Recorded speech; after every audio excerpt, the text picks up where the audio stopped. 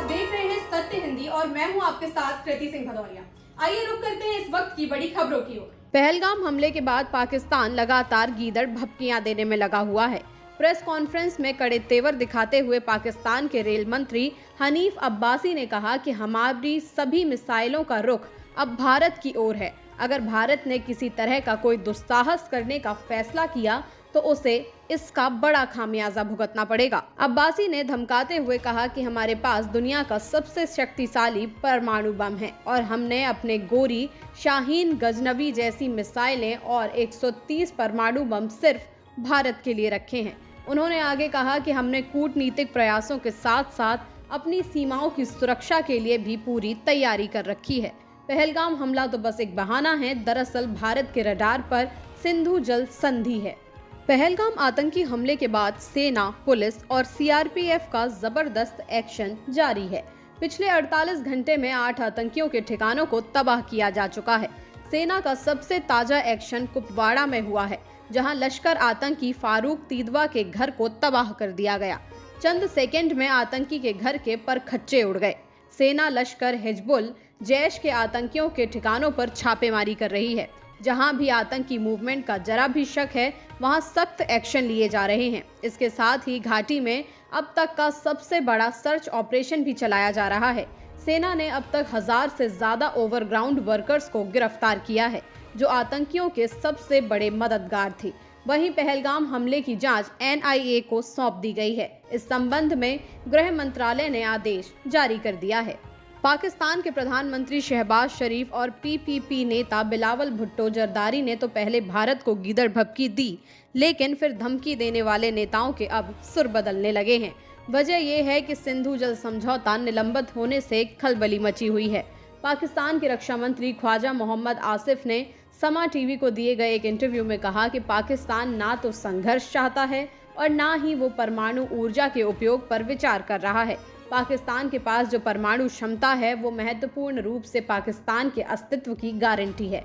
हमारा भारत के साथ युद्ध करने का कोई इरादा नहीं है, लेकिन अगर भारत ने हमला किया तो हम भी पीछे नहीं हटेंगे। पाकिस्तान की सेना इसका मुंहतोड़ जवाब देगी। पाकिस्तान के कब्जे वाले कश्मीर यानी कि पीओके में शनिवार दोपहर झेलम नदी का जलस्तर अचानक बढ़ गया, जिससे कई इलाकों में बाढ़ आ गई। इसके बाद अधिकारियों ने अलर्ट जारी कर स्थानीय लोगों को सुरक्षित जगहों पर जाने को कहा। रिपोर्ट्स के मुताबिक प्रशासन ने हट्टियन बाला इलाके में वाटर इमरजेंसी की घोषणा की है। वहीं मस्जिदों से भी लगातार चेतावनी जारी की जा रही है। राजधानी मुजफ्फराबाद के डिप्टी कमिश्नर मुदस्सर फारूक ने स्थानीय निवासियों से झेलम नदी नजदीक के इलाकों में जाने से बचने के लिए कहा है। उन्होंने झेलम में ज्यादा पानी छोड़े जाने को भारत की ओर से जानबूझकर उठाया गया कदम बताया। डिप्टी कमिश्नर फारूक ने कहा कि भारत ने झेलम नदी में सामान्य से ज्यादा पानी छोड़ दिया है, जिस वजह से बाढ़ आई है। अभी घबराने जैसी कोई बात नहीं है। फिर भी हमने लोगों को नदी वाले इलाके से दूर रहने और वहां पर जानवरों को भी ना ले जाने की अपील की है।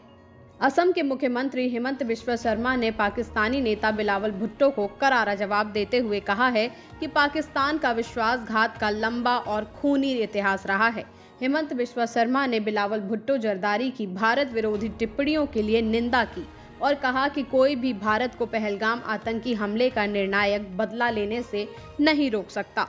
राष्ट्रीय सुरक्षा पर भारत के रुख की पुष्टि करते हुए शर्मा ने कहा कि प्रधानमंत्री नरेंद्र मोदी के नेतृत्व में भारत आतंकवाद का पता लगाएगा और दुनिया में जहां भी आतंकी ढांचा मौजूद है उसे नष्ट कर देगा। भारत की राष्ट्रीय सुरक्षा पर कोई समझौता नहीं किया जा सकता। महाराष्ट्र के मुख्यमंत्री देवेंद्र फडणवीस ने शनिवार को मीडिया से बातचीत करते हुए कहा कि बावनकुले यदि चाहें तो मुझे 100 साल तक सीएम पद पर बनाए रख सकते हैं। फडणवीस ने कहा कि वो मेरा भला चाहते हैं, लेकिन राजनीति में बस की भूमिका बदलती रहती है। सबकी भूमिकाएं बदलनी चाहिए, क्योंकि कोई भी व्यक्ति लंबे समय तक एक पद पर नहीं रहता। इसलिए जब समय आएगा तो मेरी भूमिका भी बदल जाएगी। आपको बता दें कि राज्य सरकार में कैबिनेट मंत्री बावनकुले ने शुक्रवार को कहा था कि फडणवीस महाराष्ट्र के अब तक के सबसे अच्छे मुख्यमंत्री हैं और वे 2034 तक मुख्यमंत्री बने रहेंगे। मुख्यमंत्री देवेंद्र फडणवीस का बयान ऐसे समय में आया है जब भारतीय जनता पार्टी की राज्य इकाई के अध्यक्ष चंद्रशेखर बावनकुले ने एक दिन पहले ही कहा था कि फडणवीस 2034 तक अपने पद पर बने रहेंगे। गुजरात में कथित बांग्लादेशी नागरिकों को हिरासत में लेने को लेकर अभियान जारी है। इस बीच वडोदरा पुलिस कमिश्नर नरसिंह कुमार ने कहा कि अवैध बांग्लादेशी प्रवासी की पहचान के लिए स्पेशल ड्राइव चलाया जा रहा है। इसको लेकर हमने 500 से ज्यादा लोगों को पकड़ा है और उनका डॉक्यूमेंट वेरिफिकेशन किया। इस दौरान सामने आया कि इनमें से 5 लोगों के बांग्लादेश के नागरिक होने की पुष्टि हुई है। उन्होंने बताया है कि मामले की जांच जारी है। वहीं राजकोट के डीसीपी क्राइम पार्थ राज सिंह गोहिल ने कहा कि गुजरात में जो भी अवैध प्रवासी रह रहे हैं और खासकर जो बांग्लादेश से आए हैं, उन्हें ढूंढकर डिपोर्ट करने की कार्रवाई के लिए डीजी ऑफिस से सूचना दी गई है। सीमा सुरक्षा बल बीएसएफ ने पंजाब के अटारी सीमा के पास रोरनवाला खुर्द गांव में किसानों को निर्देश दिया है कि वे सीमा की बाढ़ के पार बचे हुए फसलों को अगले 2 दिनों के भीतर काट लें। ये घोषणा गांव के गुरुद्वारे से की गई। बीएसएफ ने ये कदम सुरक्षा कारणों से उठाया है, क्योंकि भारत पाकिस्तान सीमा के साथ बढ़ते तनाव को देख करके ये कदम उठाना उनके लिए जरूरी हो गया था। किसानों को अपनी फसलों और पराली को जल्दी से इकट्ठा करने के लिए कहा गया है, ताकि सीमा पर किसी भी संभावित खतरे से बचा जा सके।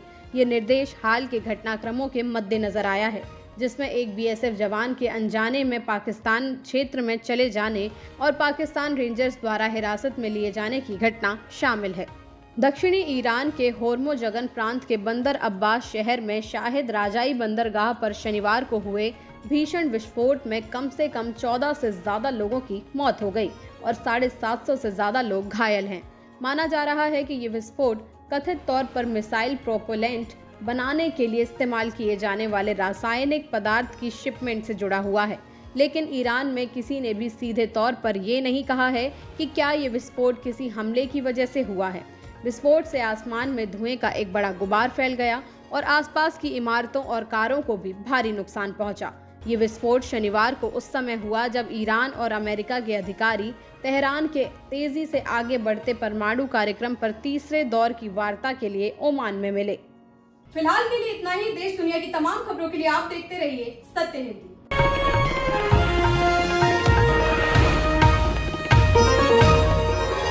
Copyright disclaimer under Section 107 of the Copyright Act 1976. Allowance is made for fair use for purposes such as criticism, comment, news reporting, scholarship, and research. Fair use is a use permitted by copyright statute that might otherwise be infringing.